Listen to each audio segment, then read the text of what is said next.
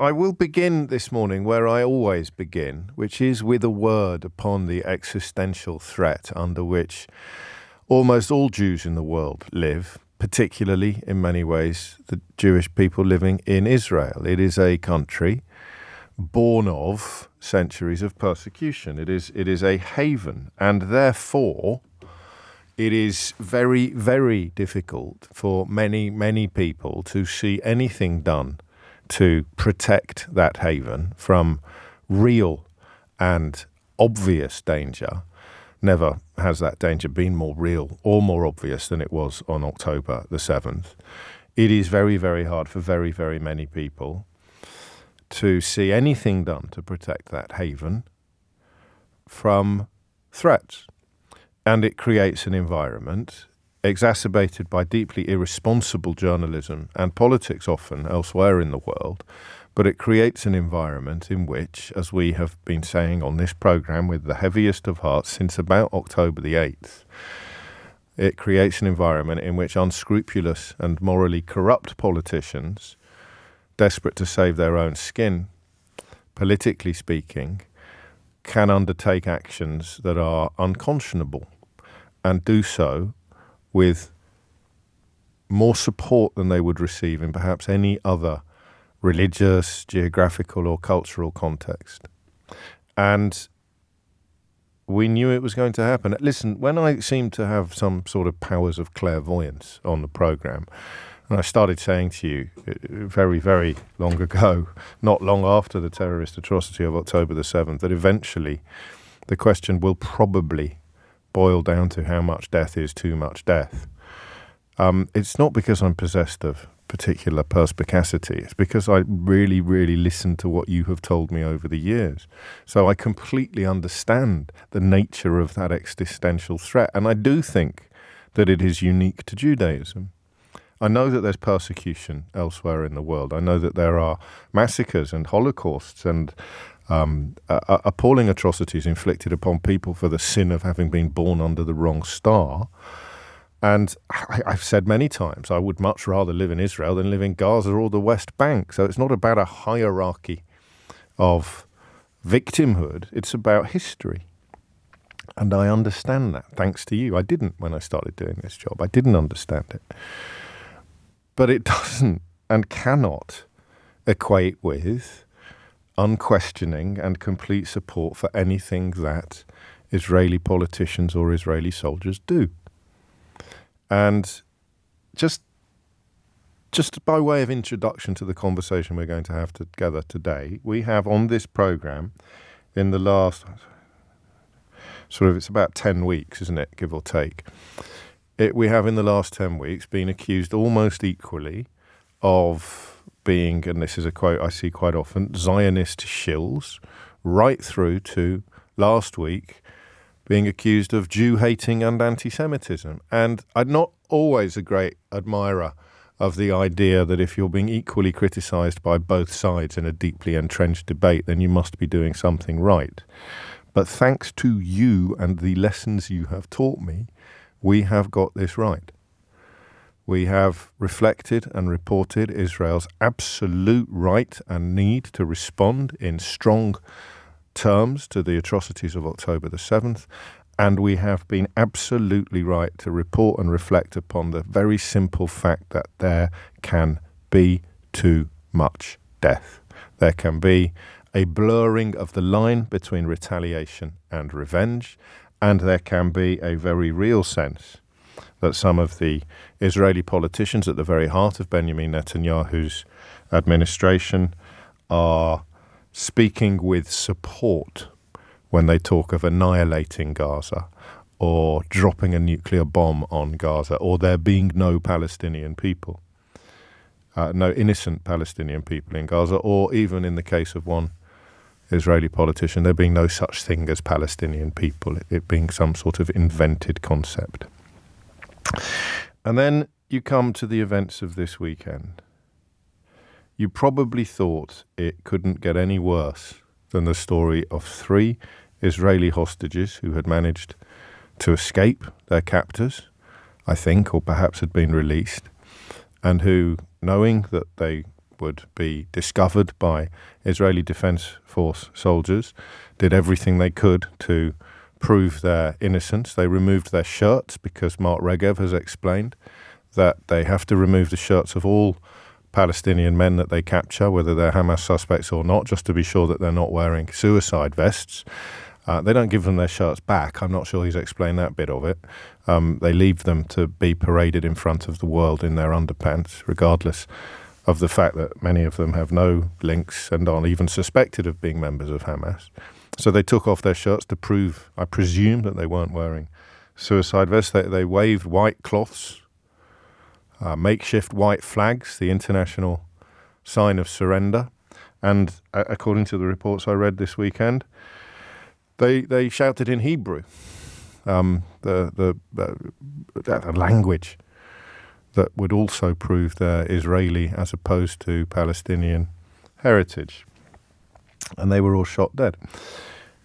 And I can't see how anybody who has been or remains supportive of any tactic undertaken by Israel, I can't see how you can process that intellectually except as proof that the IDF is routinely deploying indiscriminate killing of any men, any humans that they come across in the Gaza Strip. I suppose the closest you could come to a compromise would be saying, well, maybe those soldiers who killed those men are just running around killing anyone they encounter. But the idea that that conduct is exceptional or that conduct is extraordinary is one that I think events would render difficult to sustain. What sort of events? Events like the events in the Holy Family Church complex on Saturday, where, according to the Latin Patriarchate of Jerusalem, and as the Cardinal Archbishop of Westminster, Vincent Nichols, said earlier today, why on earth would he lie? A mother and daughter were killed inside the Holy Family Church complex, one of them apparently going to the toilet, and another Christian woman, they've been named as Nahida, and her daughter Samar, walking towards a building in the church complex. One was killed as she tried to carry the other to safety, a statement said. 7 more people shot and wounded as they tried to protect others inside the church compound. The Patriarchate said no warning had been given and added they were shot in cold blood inside the premises of the parish where there are no belligerents. He also said that earlier on Saturday an Israeli tank had fired on part of the church compound where 54 disabled people were sheltering. Layla Moran, the Liberal Democrat MP, has family in that church complex and has been highlighting this story in a harrowing fashion all weekend. The number of journalists killed in the Gaza Strip is half of the reason why so little reportage comes out. The other reason is that journalists can't get in from traditional international news sources. One line about if Israel wanted to, they could raise Gaza to the ground is a line that could only be uttered by somebody who hasn't seen pictures of what has happened in Gaza already. The notion of displacement being some sort of mild corrective or some deserved collateral damage to the broader picture is objectively disgusting. I don't know what it is that you use to define your culture. I don't know what you derive your sense of personal and political security from. But I'll tell you something for nothing. The roof over your head is quite a crucial constituent of who you think you and your family are. And the roof goes. Even if the roof remains physically, the fact that you can be ordered to leave at the drop of a hat or encouraged to leave before the bombs start falling, it robs you of any sense of certainty. It's as if the foundations of your life that reach into the metaphorical ground between your feet have been severed and you're left floating, drifting, with no sense of being tethered, no sense of root, no sense of permanence. That's an incredibly traumatizing experience. And the people enduring that trauma in the context of Gaza at the moment are the lucky ones. They're the ones that are still alive. 30 minutes after 10 is the time. So the list today is incredible. The list not only of atrocities, but also of critics. David Cameron joining France and Germany in calling for a proper truce. The Pope himself describing some of the actions of the Israel Defense Force as being akin to terrorism. The Latin Patriarchate of Jerusalem describing 2 Christian women being killed in cold blood while walking to a building in a church complex. Church is, of course, historically a place of sanctity and sanctuary since pretty much Christianity appeared on this planet. 10:15 is the time. So we're here. We're at the place where we said and where we knew we would be. We're at the place where if you want to continue supporting what Israel is doing in Gaza, you have to admit that you don't care how many innocent people die. You have been robbed of any protection from that position. You have been robbed of any camouflage that would save you from having to say that. And of course, if you're not prepared to say it, you've now been robbed of any good faith observer knowing that that is the only way you can still support what is going on. Extraordinary, really, that we've watched the death toll tick up, wondering at which point Western powers, Western leaders would step in and say enough. That's all it's been. I don't know whether it is the nature of some of the deaths that we have seen this weekend, or whether it is the slow seeping of footage and photographs into the public space, the slow realization for disinterested observers of the sheer scale of the devastation and the destruction.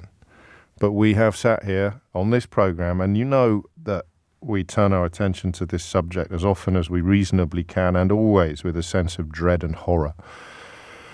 We have sat here waiting for the point at which it becomes impossible to pretend that you are either in favor of ethnic cleansing in Gaza or you are against it. And if you want to dress it up in saloon bar semantics, then you say something like, well, what would you do to stop Hamas? Because you haven't got the guts to say, I support the ethnic cleansing. I support the ethnic cleansing of the people of the Gaza Strip. That is, I think, where we are. I would love to be wrong. So, explain to me why I am.